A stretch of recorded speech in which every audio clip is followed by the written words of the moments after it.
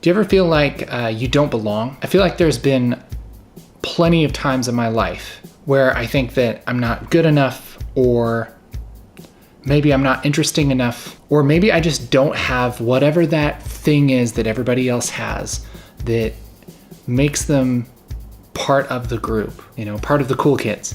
And it's frustrating because you can't really put your finger on it. It's just for whatever reason, you don't feel like you fit in. You don't feel like you belong. I won't pretend like I know the secret sauce to fitting in.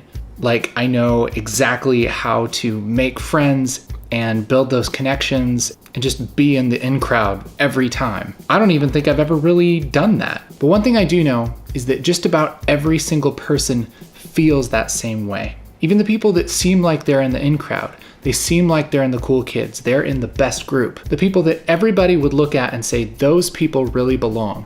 Those people feel like they don't belong too. And what's interesting is that that feeling of not belonging, that's actually something that we all have in common.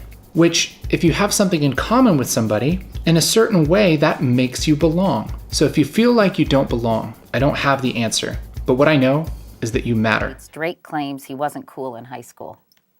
What made you uncool?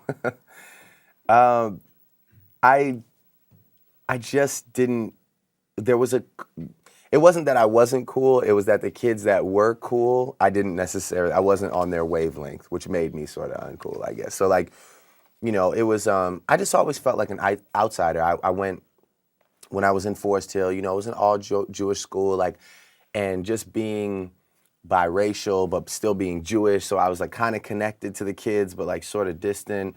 And when kids are young, they don't necessarily comprehend everything. Right. So it can get a little cruel and a little mean.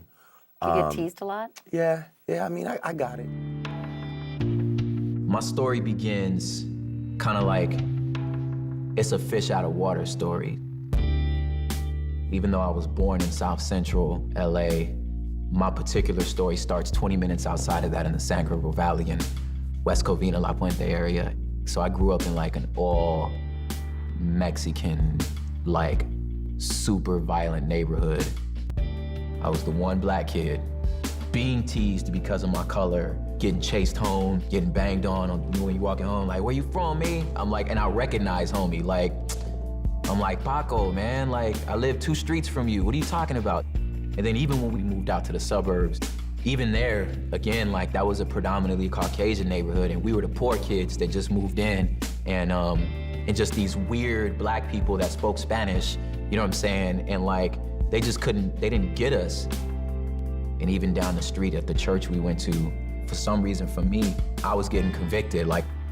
I feel like God has split the roof open and is talking to me directly. But the guys that were my age, I remember them not being affected at all. But it would just trip me out, because I felt like nobody else felt like that. But in my mind, it went back to just same way I grew up. Well, I've been the only my whole life. So if I'm gonna be the only here, I'll be the only there. Examining just my experience in life and just always, again, feeling like I don't belong. Whether I was born the wrong color, in the wrong neighborhood, in the wrong decade, to the wrong parents. So I think there was a moment when my father finally pointed to a particular passage, Psalms 139, before you were in the womb, I knew you. He said, you are fearfully and wonderfully made. Marvelous are your works, and that my soul knows well.